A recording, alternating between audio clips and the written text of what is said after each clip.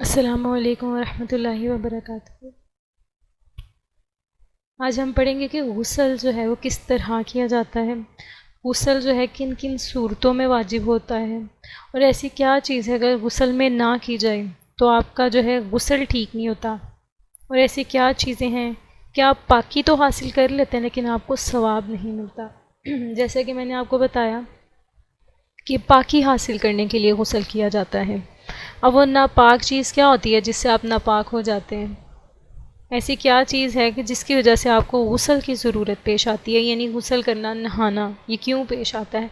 اب سب سے پہلے تو اگر حیض اور نفاس والی عورت ہے تو اس کا جب یہ خون ختم ہوگا تو وہ غسل کرے گی، اور حیض والی خواتین کے لیے میں بتاتی چلوں کہ ان کی مدت جو ہے وومن ٹو وومن جو ہے وہ ویری کرے گی۔ میں نے آپ کو جیسے پہلے بتایا تھا کہ کسی کو 2 دن، کسی کو 3 دن، تو آپ نے یہ نہیں کہنا کہ خواتین کرتی ہیں 7 دن بعد، نہیں، ایسا نہیں ہے۔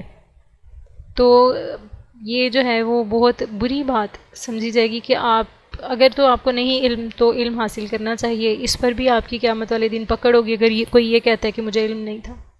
اللہ تعالیٰ نے اپنی کتاب، یہ عالم، اپنے انبیاء اسی لیے بھیجے کہ آپ علم حاصل کریں، اگر نہیں تو آپ خود غور و فکر تو کریں کہ اگر میں پاک ہو چکی ہوں، مجھے خون نہیں آ رہا، خون کی وجہ سے میں ناپاک ہوئی، تو آپ غسل کر لیں۔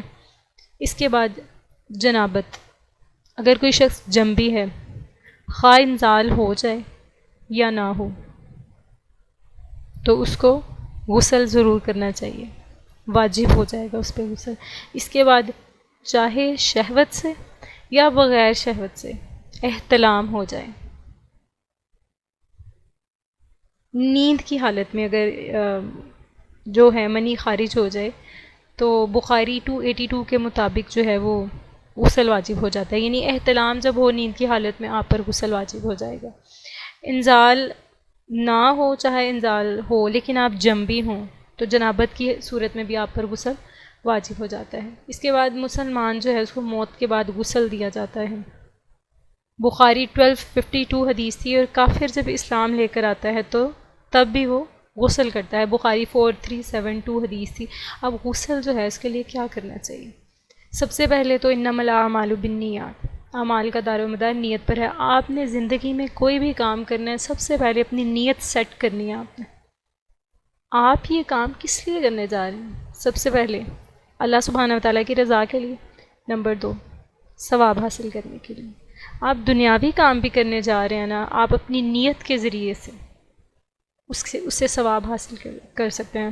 آپ اپنے اسکول یونیورسٹی میں جا رہے ہیں، آپ جا رہے ہیں کہ جی کل کو میں اپنی نیشن کو جو ہے وہ فائدہ دے سکوں گی یا دے سکوں گا، حلال رزق کما سکوں گا، اپنے بچوں کی اچھی پرورش کر سکوں گا۔ ظاہر ہے سب نے شادیاں کرنی ہے، اس میں وہ بات نہیں ہے، تو اپنی نیتیں بدلنا شروع کریں، آپ کے پاس ثواب کی فیکٹریاں لگنا شروع ہو جائیں گی انشاءاللہ تعالی۔ ہمارا دین بہت خوبصورت ہے۔ دوبارہ ہم لوگ آتے ہیں کہ غسل کے لیے سب سے پہلے نیت کرنے کی ضرورت ہے، نیت بہت ضروری ہے۔ اس کے بعد بالوں کا خلال کرنا، یعنی اگر آپ کے بال لمبے ہیں تو آپ کوشش کریں کہ اپنی چٹیاں کھول کے اس میں انگلیاں پھیر کے آپ خلال کریں اس کا، ٹھیک ہے۔ اور اگر ان کیس بہت اس طرح کے بال ہیں کہ کھل نہیں رہی، ویسے تو ایسا پاسبل نہیں ہوتا، تو کوشش کریں کہ جڑوں تک پانی کم از کم ضرور جائے۔ اس کے بعد پورے جسم پر پانی لازمی بہانا چاہیے۔ یہ 3 چیزیں کہ آپ نے نیت کرنی ہے، بالوں کا خلال کرنا ہے، پورے جسم پر پانی بہانا جو ہے یہ لازمی طور پہ آپ نے کرنا ہے۔ اب سب سے پہلے غسل میں ہم لوگ کیا کرتے ہیں؟ سب سے پہلے نیت کی جاتی ہے، اس کے بعد ہاتھوں کو دھویا جاتا ہے، اور ہاتھوں کو دھونے کے بعد سب سے پہلے اور اگر آپ نے ان کیس آپ کو عادت ہے بسم اللہ پڑھنے کی، تو آپ نے وہ صرف دل میں اس کو بسم اللہ کرنا ہے کہ میں کام کرنے جا رہی ہوں، ایسا نہیں کہ آپ منہ سے ہی، کیونکہ انسان اس وقت برہنہ حالت میں ہوتا ہے، تو بہتر ہے کہ اس طرح اونچی آواز میں واش روم میں بسم اللہ نہ پڑھی جائے۔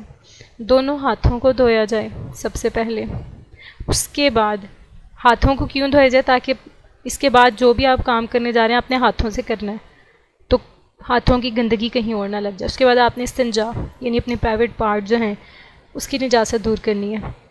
شرمگاہ کی نجاست. اب شرمگاہ کی نجاست کو کس طرح دور کر سکتے ہیں؟ پہلے زمانے میں مٹی کے ڈھیلے استعمال کیے جاتے تھے، یا جن کے علاقوں میں پانی نہیں ہے وہ مٹی کے ڈھیلے استعمال کر سکتے ہیں، یا پھر صابن سے ہاتھ مار کر بھی آپ صاف کر سکتے ہیں. اس کے بعد مکمل وضو جس طرح کیا جاتا ہے ویسے مکمل وضو کریں، اور پاؤں جو ہیں وہ فی الحال چھوڑ دیں. پاؤں اس لیے چھوڑے جاتے ہیں کہ اختتام پہ سارا وضو سارا غسل کرنے کے بعد اینڈ پر آپ پاؤں دھو لیں، کہ کیونکہ پاؤں زمین پر ہوتے ہیں تو یہ نہ ہو کوئی نجاست جو ہے اس پر لگی رہ جائے اور انسان کو پتہ نہ چلے اس چیز کا. اب اس کے بعد سر کو کانوں سے 3 بار دھونا چاہیے. طاق عدد اللہ تعالیٰ کو پسند ہے، کیونکہ اللہ تعالیٰ خود طاق ہے، اللہ کے نبی کی حدیث ہے یہ بات. اس کے بعد پہلے دائیں حصے پر پانی ڈالیں گے آپ، پھر بائیں حصے پر پانی ڈالیں گے، اور پھر پورے بدن پر پانی ڈالیں گے. پھر دونوں ہاتھوں سے اچھی طرح آپ اپنے جسم جو ہے اپنی باڈی کو رگڑیں گے، اور آخر میں آپ نے پاؤں دھو لینے. انشاءاللہ تعالیٰ اس سے آپ کا وضو ہو جائے گا، اور نیت کرنے کی وجہ سے آپ کو ثواب بھی مل جائے گا. تو آپ نے ہر کام کرنے سے پہلے پریکٹس کرنی ہے کہ میں یہ کام اللہ سبحانہ وتعالیٰ کی رضا کے لیے کر رہی ہوں. کوئی بھی نیکی کا کام جو ہے. ایک اور بہت کامن بات ہے جو میں آپ کو بتاتی چلوں کہ ایسی کون سی چیزیں ہوتی ہیں جو حرام ہو جاتی ہیں جب آپ پر غسل واجب ہو چکا ہوتا ہے، جب آپ ناپاک ہو چکے ہوتے ہیں. تو قرآن مجید کا چھونا اور پڑھنا جو ہے 131 ترمذی کی حدیث کے مطابق جو ہے وہ آپ پر حرام ہو جائے گا.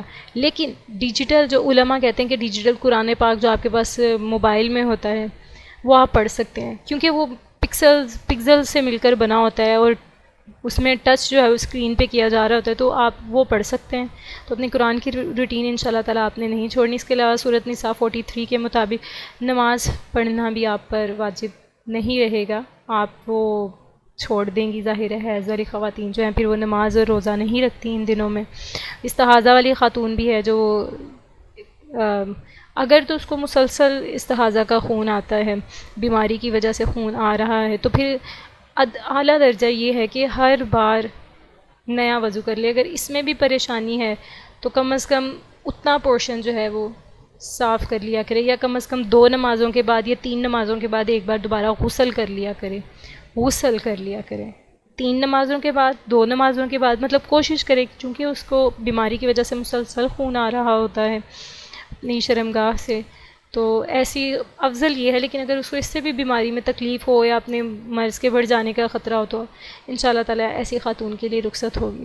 اور حیض والی خاتون کے لیے یہ بھی ہے کہ مسجد سے وہ گزر سکتی ہے، ٹھیک ہے، مسجد سے وہ ہے وہ گزر سکتی ہے، لیکن فوراً سے گزر جائے. صفوں والی جگہ پر نہیں بیٹھیں گی، وہ صفوں سے علیحدہ ہو کر بیٹھیں گی، جیسے کہ عیدین کے باب کی حدیث میں ہم نے پڑھا تھا یہ کہ اپنی پردے والی خواتین اور حیض والی خواتین کو بھی تم مسجدوں میں لے کر جاؤ، لیکن وہ جماعت سے علیحدہ ہو کر بیٹھیں گی، ٹھیک ہے. اچھا، اس کے علاوہ ایسے کون سے کام جو ہیں وہ ہمیں اوائڈ کرنی چاہیے غسل کرتے ہوئے؟ وہ سمپل سی یہ بات ہے کہ غسل میں پانی جو ہے وہ زیادہ خرچ نہیں کرنا چاہیے. ویسے بھی ہمیں پانی زیادہ خرچ نہیں کرنا چاہیے. اور حالت جنابت میں بغیر وضو کے سونا جو ہے یہ بھی مکروہ ہے. کوشش کریں اگر آپ جنبی ہو جائیں تو آپ وضو کر کے سوئیں، کم از کم وضو کر کے سوئیں. غسل نہیں کر سکتے تو ترمذی 120 حدیث ہے، اس کے مطابق آپ کو کم از کم یہ ہے کہ آپ وضو کر کے ضرور سوئیں اگر آپ جنبی ہو جاتے ہیں. اور اگر کوئی اس کے متعلق کوئی کوشچن ہو تو آپ انشاءاللہ تعالیٰ مجھ سے پوچھ لیجیے گا. وآخری دعوانا الحمدللہ رب العالمین.